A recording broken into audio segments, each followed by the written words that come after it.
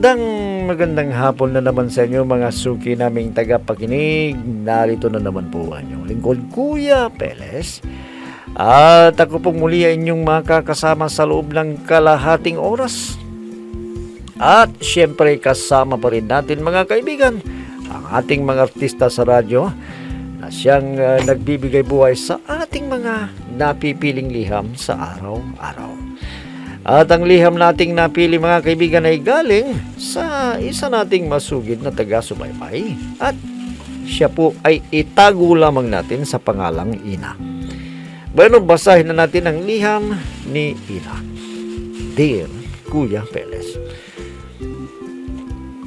lumiham din ako kuya dahil gusto ko rin pong makahingi ng payo sa inyo.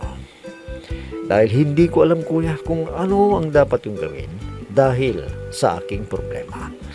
Kuya, itago na lamang po ninyo ako sa pangalang Ina, 25 taong gulang at isa pa po akong dalaga hanggang ngayon. Kaya po ako lumiham sa inyo kuya dahil nagugulo na po ako sa aking problema. Sana po mapayuhan niyo ako sa aking inilapit na problema. At para malinaw sa inyo kuya, ganito po nagumpisa ang aking problema, Kuya Peles.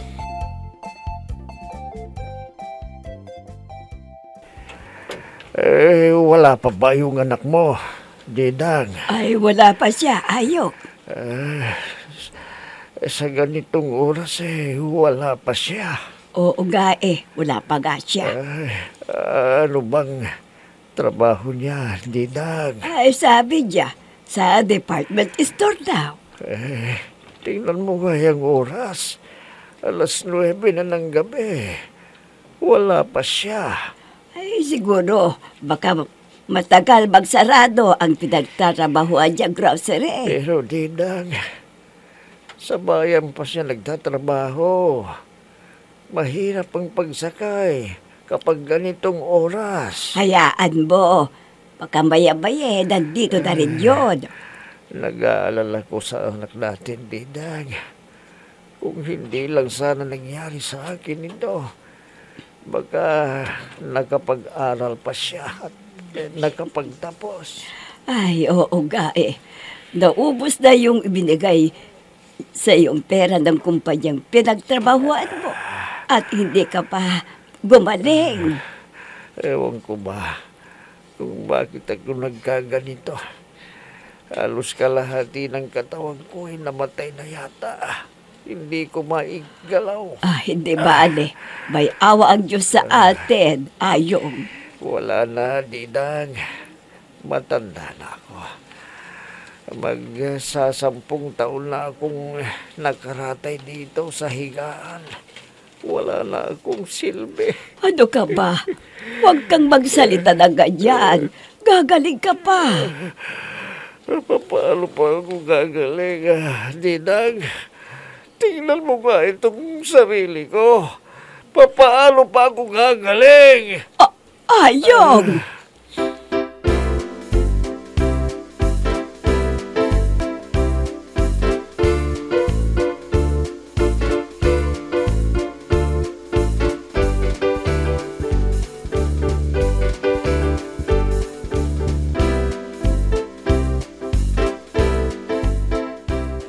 Buti naman at dumating ka na, anak. Bakit po, Inay? Kanina ka pa hinihintay ng tatay mo. Kwan kasi, Inay, maraming customer. Kahit na gabi-gabi na. Opo, Inay. Siya nga pala, bumili ako ng lutong ulam para hindi na tayo magluluto. Gisingin niyo na si Itay para makakain na sila. Mamayang konti, katutulog lang niya Ikaw, mauna ka na kumain. Baka gutom ka na. Alam kong marami kayong ginagawa. Tapos na po akong kumain, Inay. Kayo na lang ni Itay ang kumain. Sige po magpapahinga na ako sa kwarto ko. Saka, niyaya kasi ako ng mga kasama ko sa labas. Doon na kami kumain, Inay. Ganun ba, anak? Opo, Inay. Sige na po, papasok na po ako sa kwarto ko. Sige. Parang hindi yata nagsasabi ng totoo ang anak ko. hindi siya aabuti na ganitong oras kung sa grocery siya nagtatrabaho.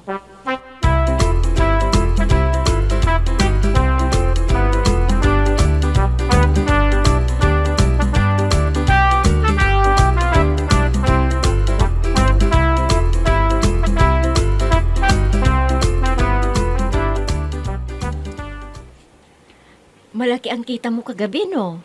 Mukhang mayaman ang customer mo, eh. Hindi naman. Hoy, dating customer ko yun, no? Kaya alam ko kung paano magbigay yun.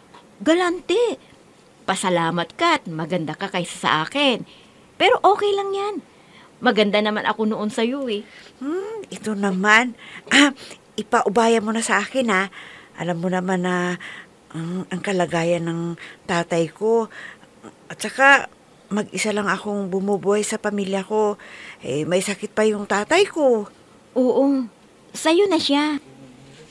Kaya malaking magbigay yun dahil nasa ibang bansa ang asawa nun.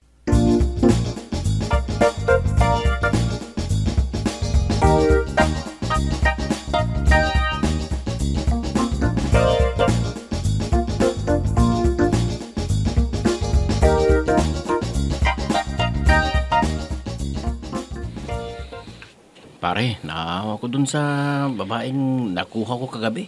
Oh, bakit naman pare? Naikwento niya ang buhay niya. Siya lang pala ang bumubuhay sa pamilya niya. Ganun ba, pare? Oo, at hindi ko alam kung bakit niya pinasok ang hanap buhay niya sa barla. Alam mo, pare, karamihan sa kanila, hindi na nakapagtapos ng pag-aaral. Kaya napipilitan pala silang pasukin ng trabaho ngayon. Kahit labag sa kalooban nila. Pero pare, maganda siya.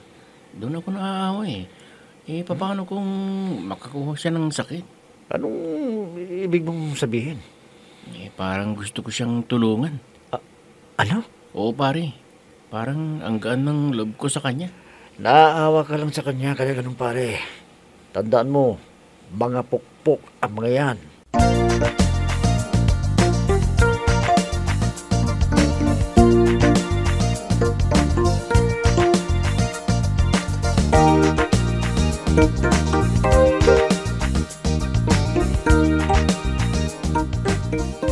Oh, bakit mo ako dinala dito?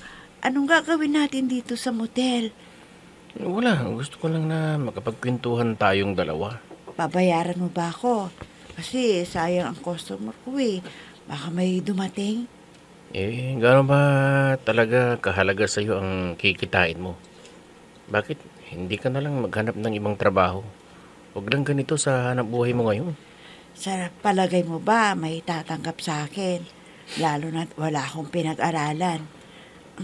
Teka nga, naaawa ka ba sa akin o nai-inlove ka na sa akin? Sabihin mo nga sa akin ang totoo. Elisa, ewan ko ba kung bakit ganito ang nararamdaman ko sa'yo. Basta, naaawa ko sa'yo. Hay naku, Nick, inaabalan mo ako. Ihatid mo na ako sa bar na pinagtatrabahuan ko. Sayang ang oras ko sa'yo. Babayaran kita. Huwag kang mag-alala. Yan, magkalinawan tayo. Dahil mahalaga sa akin ang bawat kikitain ko. Kaya nililinaw ko lang sa'yo.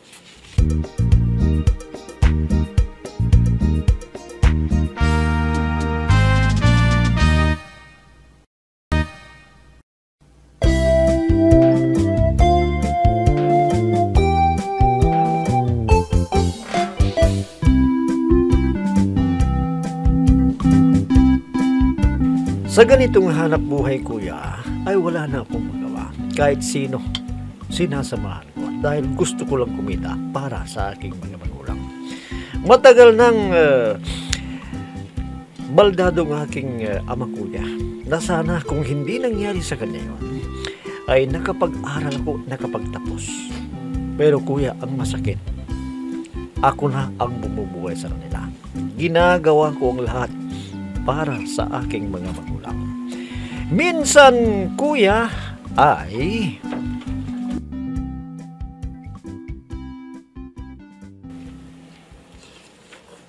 Alam niyo, inay, may katrabaho ako na naaawa sa akin. Mabait na pala siya sa iyo kung gano'n. Opo, inay. Palagi nga po siyang nagbibigay ng tip sa akin eh. Anong tip na sinasabi mo? Mayroon bang tip dyan sa grocery store? Kwan po, inay. Ganito yon. Kapag inihahatid namin hanggang sa labas, nagbibigay sila ng pangmeryenda. Opo, inay. Yun nga po. Ganun ba, anak? Ay, nako. Muntik na akong magdulas doon, ha? Oh, may sinasabi ka ba, anak? Wala po, inay. Wala. Sige na po, inay, ha? Pakainin niyo na si Itay at lalabas na ako. Hindi alam ni inay na sumasideline ako paggabi. Kaya ako naatrasado ng uwi dito sa bahay. Sige po, inay. Aalis na po ako.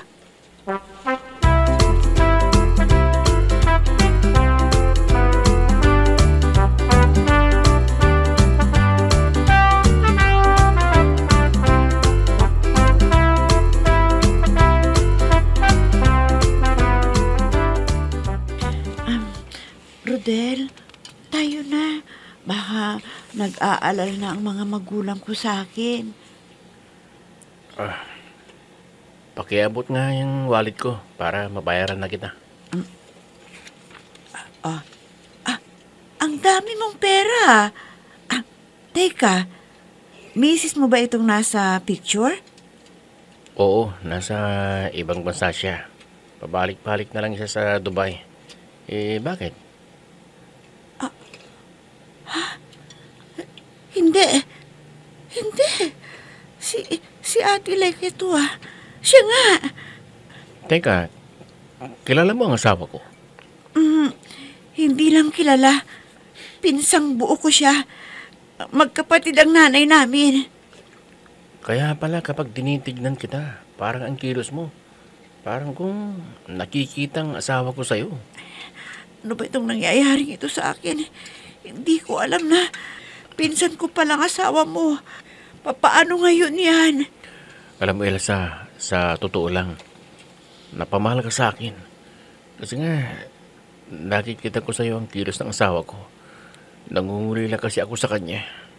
Bakit hindi mo na siya pauwiin kung nangungulila ka? Bakit?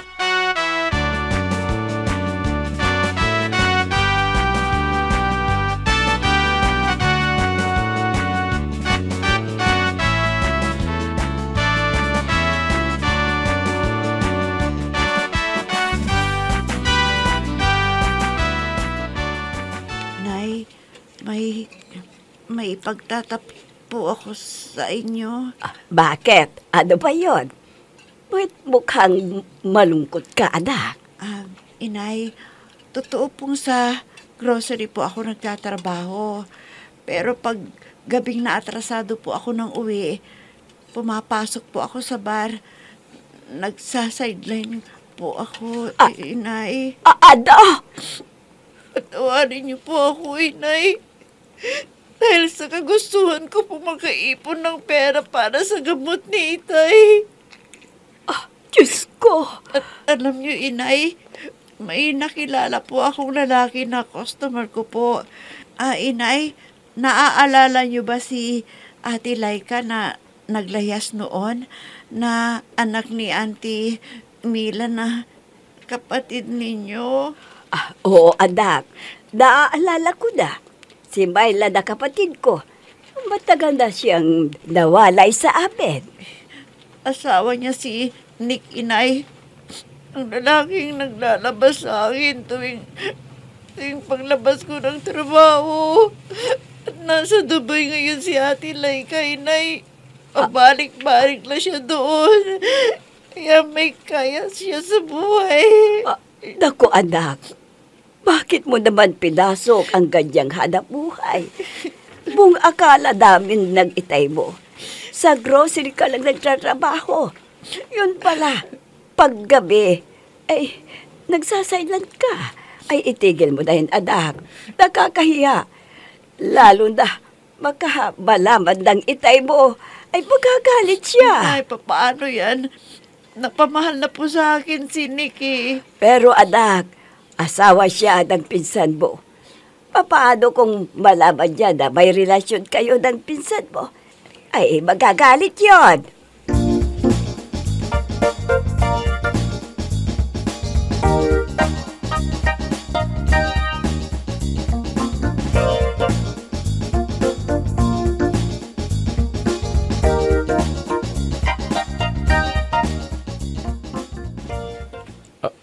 Ano? Hindi ako papayag, Elsa. Napamahal ka na sa akin. Dahil sa'yo ko nakikita ang katauhan ng asawa ko. Pero Nick, nagkakasala na ako sa pinsan ko. Mabait sa amin yun. Siya pa nga ang tumulong sa akin nung wala pang trabaho ang tatay ko eh. Pero paano na ako kung puputulin na natin ang relasyon natin? Hindi ka ba naaawa sa asawa mo? Nagpapakahirap siya doon sa ibang bansa. Tapos ikaw, anong ginagawa mo? Nilulustay mo lang ang perang pinaghihirapan niya. Mahal na kita. Hanggang ngayon wala pa rin kaming anak ng asawa ko. Magsasampung taon na kaming kasal at nagsasama. Pero wala pa kaming anak. Baka ikaw na ang magpagbibigay sa akin ng anak. Kaya parang awa mo na. Huwag nating putulin ang relasyon natin. Nick!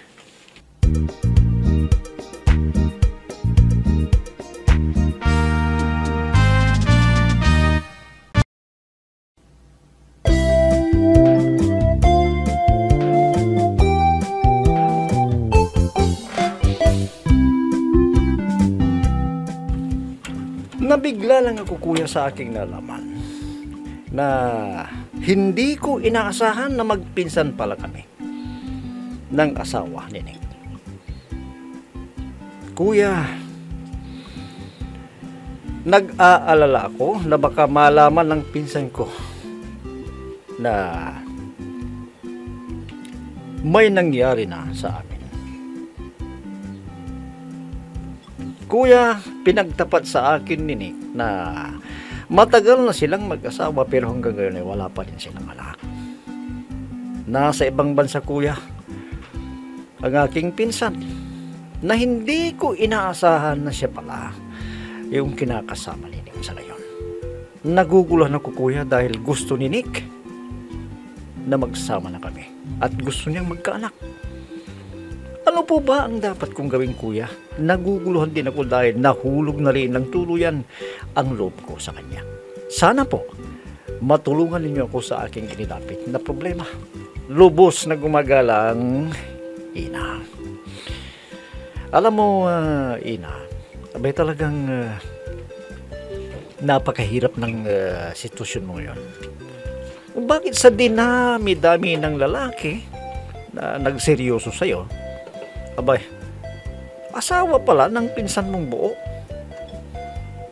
Ha? Abay, mahirap yan. Lalo na nahulog na yung loob mo sa kanya. Na kung hindi lang siguro, o hindi mo lang siguro pinsan yung asawa niya, baka talagang pumayag ka na sa gusto niyang mayari. Ngayon, naguguluhan ka. Dahil sa napapahal ka na sa kanya, parang ayaw mo na rin bumitaw kay Nick. Pero alalahanin mo, noon natulungan ka rin ng pinsan mo. Siyang nakatulong sa'yo. Pero dumating na sa punto na ganito pala ang kinalabasan. Sa hindi inasahan sa pagkakataong ito. Napakaliit talaga ng mundo. Dahil sa dinami-dami ng babae, ikaw pa yung nakita ni Nick. So anong gusto mong mangyari ngayon? Mahirap yan, Ina. Masasaktan masasaktan yung pinsan mo kapag nalaman niya na ikaw pala yung kinalulukuhan ni Nick. Ipagpalagay na natin na wala nga silang anak, pero isipin mo na lang, magpinsan kayong buo ng asawa niya. Para mo na siyang tinraidor sa gagawin mo kung papayag ka sa gustong mangyari ni Nick. Total nandiyan na yan. Medyo siya yung nakakatulong sa'yo. Siguro naman pag-isipan mo munang mabuti bago ka magdesisyon. Isaalang-alang mo muna yung pagpinsan niyong dalawa ng kanyang asawa.